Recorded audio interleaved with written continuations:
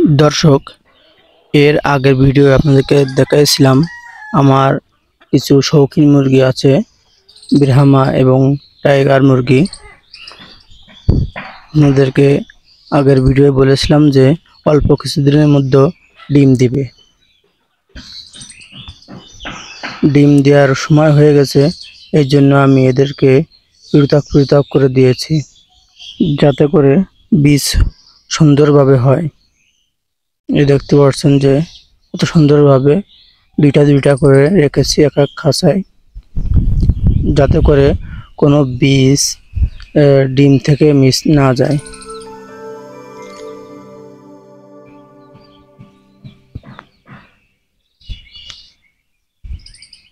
আসসালামু আলাইকুম ওয়া রাহমাতুল্লাহি ওয়া বারাকাতুহু।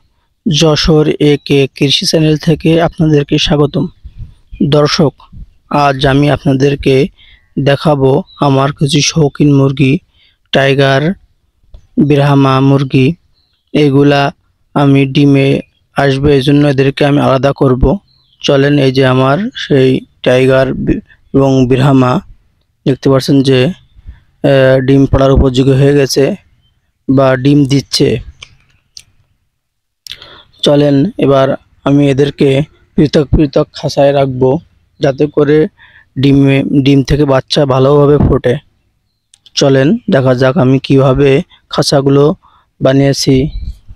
আমি নিজেই বানিয়েছি, আমার কোনো মিস্ত্রি নাই, যাতে করে অল্প খরচে আমি মুরগি লালন পালন করতে পারি এবং খরচ অল্প হয়।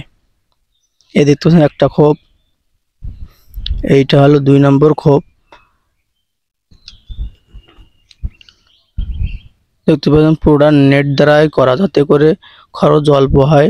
প্লাস্টিকের নেট দ্বারা আমি এই খাঁচা তৈরি করেছি, যাতে লং টাইমও যায়।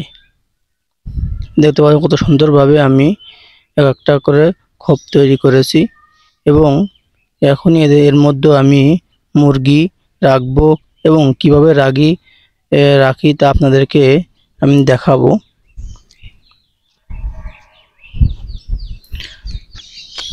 এই দেখতে পাচ্ছেন যে খাঁচার ভিতরে কি রকম স্পেস দেখতে পাচ্ছেন। আর আমার এই খাঁচা বানাতে বেশি খরচ হয় নাই। এই খাঁচা বানাতে আমার 1500 টাকা খরচ হয়েছে। 900 টাকার নেট এবং 500 টাকার বাতা, কাঠের বাতা বলে, এই কাঠের বাতার দ্বারা। দর্শক, এবার চলেন আমি এক এক করে মুরগি ধরবো এবং প্রত্যেকটা খাঁচায় দুইটা করে রাখবো। চলেন, এই যে স্পেসটা বড়, এই জন্য মুরগি অনেক দৌড়াদৌড়ি করতেছে, ধরতে একটু ঝামেলা হচ্ছে। এই দেখতে পাচ্ছেন যে আরো একা, তো এই জন্য ধরতে অসুবিধা হচ্ছে। এই একটা ধরে ফেলেছি, এই যে খাঁচা দেবো। দেখতে পাচ্ছেন যে এটা ব্রাহ্মা, কত বড় মোরগটা দেখেন, অনেক বড়, প্রায় 4 কেজি ওজন হবে। যে একে খাঁচায় রেখে দিয়েছি। এবার এর সাথে মিলাই আমি মুরগি দিব, কালার মিলাই আমি মুরগি দিব। এই দেখতে পাচ্ছেন ওই মুরগিটা আমি ওই ব্রাহ্মা ওই মোরগের সাথে দিব। এই যে এটা ব্রাহ্মা মুরগি। এটা ব্রাহ্মা মুরগির বৈশিষ্ট্য হলো এদের পায়ে লোম থাকবে, পশম থাকবে। দেখতে পাচ্ছেন এক জোড়া কালার মিলিয়ে দিছি, কত সুন্দর দেখা যাচ্ছে। এভাবে আমি প্রত্যেকটা জোড়া মিলাই রাখবো। এই যে নতুন রেখেছি, এই জন্য একটু লাফাঝাপা করতে পারে,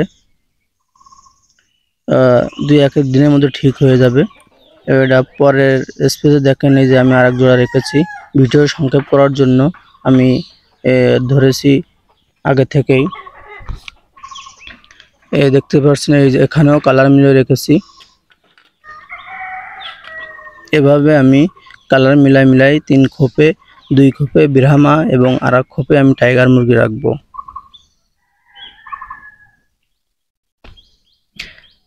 দেখতে পাচ্ছেন যে এখানে আমি কালার মিলাই রেখেছি এখানে 4টা ব্রাহ্মা রেখেছি। খোপ যেহেতু আমার 3টা, সেই হিসেবে আমার এক এক জায়গায় এক খোপে 4টা রেখেছি আর এক খোপে 2টা রেখেছি। আর আরেকটা যে খোপটা অবশিষ্ট থাকবে ওই খোপে আমি টাইগার মুরগি রাখবো। এই যে কত সুন্দরভাবে তারা এখানে ঘোরাফেরা করবে এবং স্পেসটা অনেক বড় করেছে যাতে করে তাদের কোনো ঝামেলা না হয় বা বিট নিতে কোনো ঝামেলা না হয়, এই জন্য স্পেসটা বড় করে দিয়েছি। দেখতে পাচ্ছেন যে এইগুলা টাইগার মুরগি। মোরগের ওয়েট প্রায় 4.5 কেজি, মুরগির ওয়েট 2 কেজি 2.5 কেজি এরকমই হবে। দর্শক দেখতে পাচ্ছেন আমার প্রত্যেকটা স্পেসে মুরগি রাখা হয়ে গেছে। দেখতে কত সুন্দর দেখা যাচ্ছে।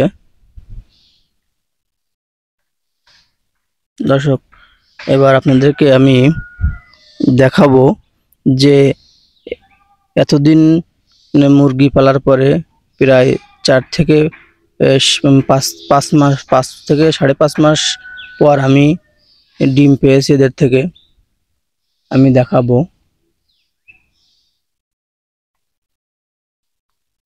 এই দেখতে পাচ্ছেন যে এটা হলো ডিম না, এটা হলো দীর্ঘ 5.5 মাস পর আমি ডিম না, এটা হলো গোল্ডেন পেয়েছি আমি এত খুশি যে 5.5 মাস অপেক্ষার পরে আমি ডিম পেয়েছি। আমি অনেক খুশি আলহামদুলিল্লাহ। তাতে আল্লাহ পাক মুরগিগুলোকে সুস্থ রাখে, সারা বছর এভাবে ডিম দিতে পারে। আপনারাও দোয়া করবেন যাতে আমার মুরগিগুলা সুস্থ থাকে। এই যে এই খোপে একটা,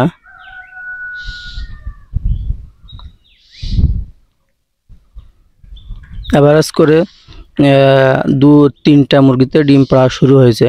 আস্তে আস্তে প্রত্যেকটা মুরগিতে ডিম পাড়বে।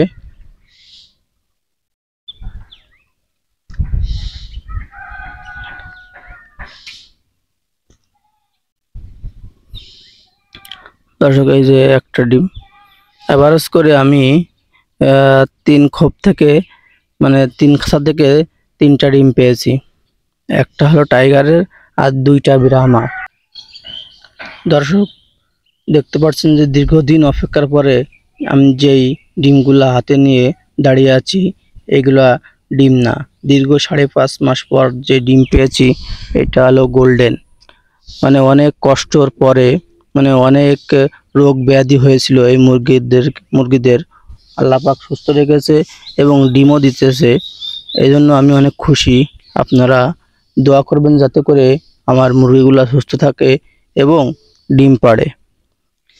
মানে অনেক কষ্টের পরে এই জন্য আমি এই কথা বলতেছি। দীর্ঘ 5.5 মাস পর অনেক কষ্ট হয়েছে এদেরকে লালন পালন করতে, এজন্য আজ আমার অনেক খুশি লাগতেছে।